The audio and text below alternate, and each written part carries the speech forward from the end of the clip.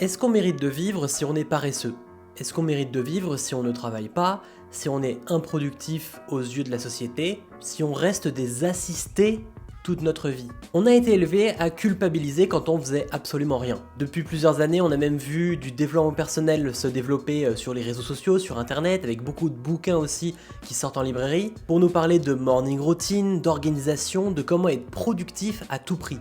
La productivité, c'est un mot qu'on entend partout. On a peur de pas être productif, on a peur de se lever tard, on a peur de pas travailler dans une journée, et on va se sentir mal si on le fait. Si on prend une journée de repos, on va se sentir mal et avoir l'impression qu'on est déconnecté du monde, qu'on ne fait plus partie de la machine, qu'on a quitté le train en marche. Mais ça pose un vrai problème dans nos sociétés parce qu'on se retrouve à construire des vies seulement pour être productif ou avoir l'air productif, en tout cas pour être efficace aux yeux d'une entreprise, aux yeux de notre famille, aux yeux de nos proches, sans jamais vraiment se demander mais qu'est-ce qu'on a envie de faire au final. On a des gens qui vont passer leur vie à côté d'eux-mêmes, qui vont jamais vraiment faire ce qu'ils aiment parce qu'ils doivent suivre de la productivité, parce qu'ils doivent travailler, payer leurs factures, se tuer à la tâche pour survivre, et qui quand ils ont réussi d'une manière ou d'une autre, se retrouvent à être condescendants vers ceux qui n'ont pas réussi en se disant moi j'ai réussi parce que j'ai mérité, si eux ils n'ont pas réussi, c'est parce qu'ils méritaient de pas réussir. C'est parce que ce sont de mauvaises personnes. Et il y a tout un débat finalement à avoir et j'ai envie de l'aborder dans cette vidéo.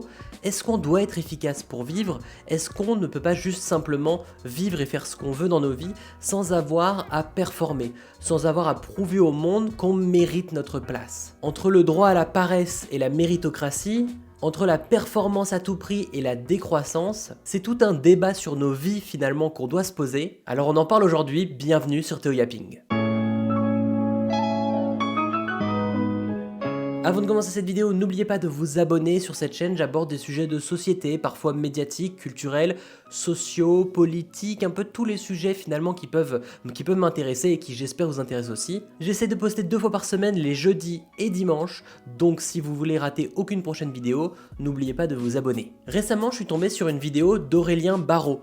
Aurélien Barraud, si vous le connaissez pas, c'est un chercheur, je crois qu'il a 2 doctorats, un en astrophysique et un en philosophie si je me trompe pas. Il est professeur aussi, je crois, à l'université de Grenoble, et il est une sorte de militant, en tout cas quelqu'un, un intellectuel qui parle beaucoup de la décroissance, de l'idée de moins produire, de ne plus produire pour moins polluer, et pour aussi avoir un mode de vie plus sain, plus humain, où on cherche pas forcément à toujours aller plus loin, aller dans l'espace, explorer Mars, mais plutôt prendre soin de soi, de la Terre, de ce qu'on a déjà autour de nous, et toutes les pensées qu'il partage, je les trouve super intéressantes. C'était un des premiers à avoir critiqué Elon Musk il y a des années parce qu'il trouvait ça stupide, la course à l'espace et l'idée d'aller conquérir Mars, et dans une vidéo que j'ai vue récemment sur Instagram, c'était un extrait d'une interview où il parlait du droit à l'errance, le droit d'errer dans sa vie, d'être un peu perdu, et que finalement en fait ça faisait aussi partie de la vie, et qu'on pouvait pas vraiment trouver sa propre voie si on n'était pas un peu perdu à un moment, et qu'on se laissait pas le temps d'explorer. Et il prenait l'exemple de son amie Claire Denis, qui est une grande réalisatrice française et qui est estimée comme une des meilleures en France, et Aurélien Barraud lui avait demandé mais comment ça se fait Claire que tu n'aies pas fait ton premier film à 25 ans comme beaucoup de jeunes réalisateurs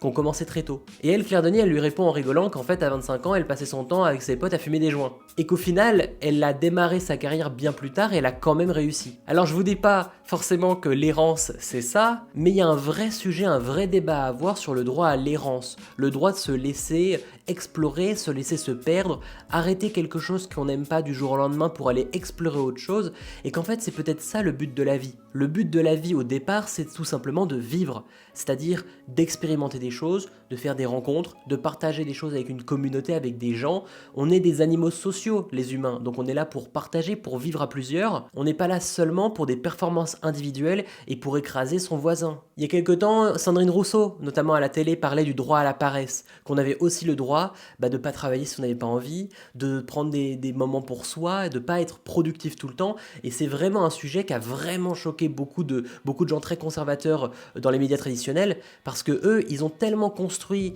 une sorte de valeur morale dans notre société, où si tu ne travailles pas dur, si tu ne montres pas que tu travailles dur, si tu n'as pas des sortes de bornes de réussite, que ce soit avoir une Rolex, une Ferrari, une belle maison, ou d'être dans un poste haut placé, si t'as pas tout ça, t'es considéré comme quelqu'un d'improductif et t'es considéré comme un humain un peu moins important que les autres. Et quelqu'un comme Sandrine Rousseau ou comme Aurélien Barraud, au final, ils viennent dire que les humains, peu importe qui ils sont, ils ont le droit de vivre. Et ça, c'est quelque chose d'extrêmement important. C'est une vraie résistance. Mais alors quand on parle de prendre du temps pour soi, d'errer, d'être parfois dans des moments incertains dans sa vie, moi c'est quelque chose que je suis en train de vivre aussi parce que je suis en train de refaire un petit peu tous mes projets, de changer plein de choses dans ma vie. Et j'en ai parlé dans une vidéo où je parlais du fait que j'étais assez perdu.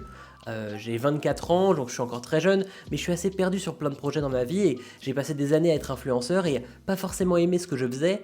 Et aujourd'hui, j'ai vraiment envie d'explorer des projets plus artistiques. Et cette chaîne YouTube, elle sert aussi à venir explorer des sujets de discussion, d'opinion pour construire une pensée. Quand on essaye de se concentrer sur des projets différents, d'aller explorer autre chose, d'avoir des modes de vie qui sont peut-être pas ceux de la réussite sociale, eh bien on a une culpabilité. On a vraiment l'impression d'être improductif et on se sent mal. Et cette culpabilité, elle vient pas naturellement, c'est pas quelque chose qu'on a naturellement en tant qu'humain. Parce qu'en fait, tous les animaux dans le monde et tous les êtres vivants, finalement, ils ne font que vivre et ils se sentent pas coupables de pas performer certaines choses. Les êtres humains non plus ne vivaient pas trop ça avant. Et c'est le système capitaliste qui a amené une sorte de besoin de performer et de compétition entre les individus. À partir de la révolution industrielle, on s'est mis à travailler dur et à travailler dans les usines. Et en fait, plus tu travailles à l'usine, plus tu serres des boulons, plus tu étais considéré comme un bon employé. Donc on a commencé à intérioriser ça dans nos vies et partout ailleurs. Aujourd'hui, il y a plein de gens qui ont des métiers qui sont freelance, qui sont pas en entreprise, qui sont même pas à l'usine, donc ils n'ont pas besoin de travailler toujours plus pour faire encore plus de résultats. Il y a plein de métiers qui peuvent être faits en moins de temps et avoir plus d'efficacité. Mais en fait, on a quand même intériorisé ce truc-là de on doit travailler dur, on doit absolument être productif et on doit montrer qu'on travaille dur, on doit aussi le performer. Performer la performance, performer le fait qu'on travaille. Et on se retrouve avec des gens qui vont parler de leur vie, sur les réseaux sociaux notamment, on a des soi-disant entrepreneurs qui parlent de faire des heures et des heures par jour de travail, et en fait ils sont même pas efficaces, ils font que travailler pour travailler. À quoi bon? À quoi bon ce mode de vie?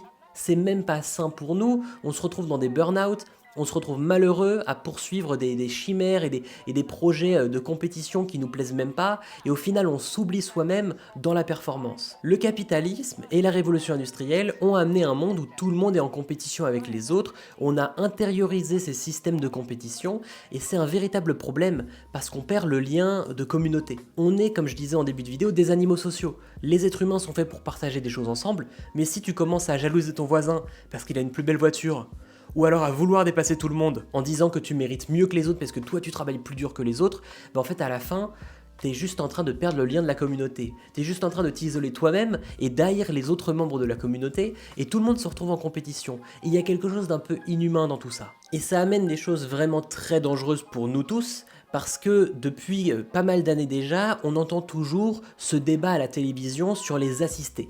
Dès que quelqu'un reçoit du chômage ou des aides sociales pour lesquelles il a payé en travaillant, il a cotisé lui-même, eh bien il est considéré quand même aux yeux de la société comme un assisté. Comme si être un assisté c'était quelque chose de mal, alors qu'on est des animaux sociaux et qu'on est là pour s'assister tous ensemble, et comme si c'était un humain un peu moins important que les autres parce qu'il ne travaillait pas. Et ce genre de discussion, au départ, on veut nous faire croire que c'est pour notre bien, pour dire bah non, il faut du travail, ça fait partie de la vie, il faut être productif parce que c'est pour le bien commun, c'est pour faire marcher la société. Mais on commence à vouloir dire que les mauvaises personnes, ça va être les chômeurs parce qu'ils travaillent pas. Et en fait, on va continuer et à commencer à réfléchir en se disant un être humain, s'il n'est pas efficace, peut-être qu'il n'est pas si humain que ça, peut-être qu'il n'est pas important aux yeux de la société. Et on se retrouve avec des gens qui vont haïr les chômeurs, mais qui vont aussi haïr les handicapés, qui peuvent pas forcément travailler, qui vont haïr les gens qui ont du retard dans leur vie, des gens de 35-40 ans qui sont peut-être pas mariés avec des enfants, mais qui ont des vies différentes. On va leur dire, tu joues pas vraiment le jeu de la société. Tu veux pas vraiment payer les impôts comme les autres. On va haïr aussi les retraités, les gens qui ne travaillent plus. On va dire que ce sont des assistés aussi. Et on a vraiment toute une mouvance de gens qui vont toujours reprocher aux humains de simplement vivre et toujours venir parler des gens qui sont assistés. Et je trouve que c'est très dangereux, parce que quand on commence à considérer l'humain et dire que l'humain est important, qu'un être humain, qu'un individu est important seulement quand il est efficace, on vient rejeter tous ceux qui sont pas assez efficaces. Et ça, c'est les bases de ce qu'on appelle l'eugénisme. L'eugénisme, c'est une doctrine du 19e siècle, si je ne me trompe pas, qui voulait essayer de trouver la race supérieure aux autres.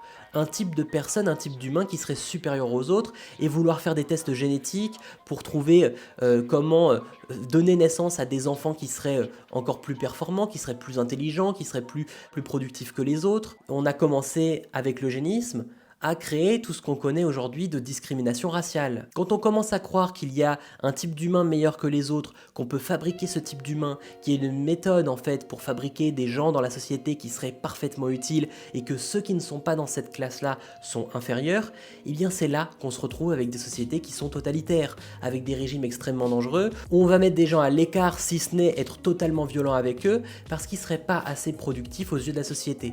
Et on se retrouve avec des sociétés dangereuses, violentes, qui finissent par être des dictatures et dans laquelle on a complètement perdu ce qu'était l'humain à la base, c'est-à-dire des communautés sociales où on s'entraide. Cette vision productiviste, où on appelle tout le temps à travailler, où on n'aime pas les gens qui ne travaillent pas, les gens qui errent, qui sont paresseux, ça amène l'eugénisme, ça amène des choses terribles dans les sociétés et finalement ça enlève quelque chose d'humain. On oublie qu'un humain, il a aussi le droit d'être perdu, le droit d'être malade, le droit de ne pas savoir quoi faire, et qu'on est tous aussi là pour tous s'entraider à la base. Je me rappelle d'une vidéo que j'avais vue il y a des années, c'était sur TikTok, donc vraiment ma source TikTok, c'est pas la meilleure source, mais je me souviens de cette vidéo parce qu'elle m'a énormément marqué. Une vidéo qui disait... La phrase qui dit « l'être humain est mauvais en soi, les gens sont mauvais de nature et en fait il faut les mater, il faut mettre des règles pour pas qu'ils fassent n'importe quoi », en fait cette phrase-là elle a pas de sens. Parce que les humains, c'est des animaux sociaux et si on a réussi à survivre en tant que civilisation, c'est pas parce qu'on ne pensait qu'à soi, c'est pas parce qu'on était méchant envers les autres et qu'on a écrasé son prochain. C'est parce qu'on était amicaux, friendly, et qu'en fait, ce qu'on a estimé comme important à garder, même génétiquement dans nos civilisations, c'était l'amitié et le rapport à l'autre. C'est-à-dire que les sociétés, elles ont réussi parce qu'on était groupés, parce qu'on prenait soin des gens autour de nous. Pas parce qu'on était compétitifs, pas parce qu'on était des prédateurs, mais parce qu'on était amicaux avec les autres. Et qu'en fait, les gens qui n'étaient pas amicaux dans des tribus lointaines à la préhistoire n'ont pas tenu. Parce qu'ils étaient tout seuls, et que quand tu avais des gens qui étaient en groupe, qui étaient amis entre eux, qui finissaient par avoir des outils, par découvrir des choses, bah ils se les enseignaient entre eux, ils se partageaient des choses, et en fait c'est avec ça que la société a évolué et est devenu le monde comme on le connaît aujourd'hui. L'humain il n'est pas mauvais de nature, même à la base on est fait pour être ensemble et on est fait pour partager des choses et pour s'entraider. Les soi-disant assistés qui seraient des mauvaises personnes, en fait c'est des humains, et nous notre rôle d'humain c'est aussi d'assister les autres, et d'être assisté quand on en a besoin, et de vivre tous ensemble. On parle beaucoup de critique du capitalisme, on voit les problèmes que ça provoque, que ce soit la pollution, les maladies, des rythmes de vie qui sont pas sains pour nous, des burn-out, des gens qui sont malheureux, de la précarité. On voit tout le problème de cette société. Mais je pense qu'il faut vraiment repenser une nouvelle société, vivre différemment, en dehors du capitalisme, même dans notre tête. Ce sentiment qu'on a un petit peu de jalousie, quand on voit un chômeur qui reçoit de l'argent qui a l'air gratuit, quand on voit quelqu'un qui a des aides sociales et pas nous. Même quand on a de l'argent ou qu'on n'en a pas besoin, on sent toujours cette sorte de petite jalousie de se dire « pourquoi lui et pas moi ?» Ce sentiment-là, c'est la base finalement de toutes les choses mauvaises qu'on pourrait ressentir. Faut pas qu'on ait cette jalousie-là parce qu'on doit tous s'entraider à la base. Et il faut qu'on repense nos sociétés, qu'on repense nos manières de vivre, pour plus qu'on soit juste en compétition avec tout le monde, même si des compétitions ça peut être sympa pour du sport, pour des choses comme ça, mais en fait, faut qu'on repense tout ce système-là pour mieux vivre tous ensemble. C'est pour ça que je suis assez intéressé par toutes les notions de décroissance. J'ai fait des vidéos récemment, notamment sur la marque Shein et sur la fast fashion, sur la pollution que ça créait, et aussi sur les marques de youtubeurs, notamment celle de Lena Situation.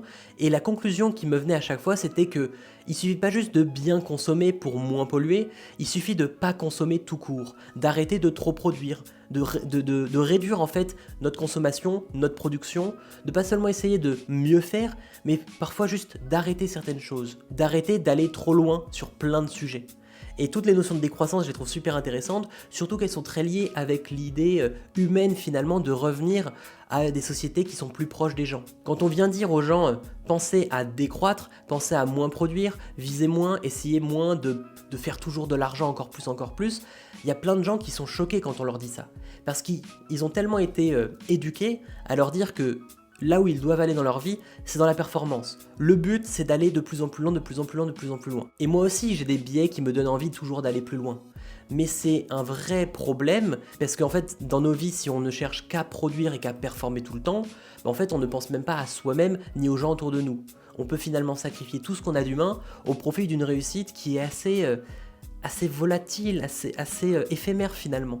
Parce que le plaisir qu'on a à performer, à être numéro 1, à avoir plein d'argent, ce plaisir il est extrêmement court. Et si on a autant de mal à penser à la décroissance ou à l'anticapitalisme ou à ce genre de choses et de se dire d'avoir une vie qui a l'air peut-être plus simple, ou même de pouvoir explorer des choses différentes dans sa vie en dehors du travail, c'est parce qu'on a tellement ancré dans notre tête les notions de mérite et de méritocratie. La méritocratie, c'est cette idée que si tu réussis dans la vie, c'est que tu le mérites. Et si tu réussis pas, c'est que tu le mérites aussi. Ça vient donner une sorte d'explication logique ou une explication morale à des choses de la vie qui sont parfois totalement incertaines et totalement hasardeuses. Il y a plein de gens qui ont réussi par des coups de chance.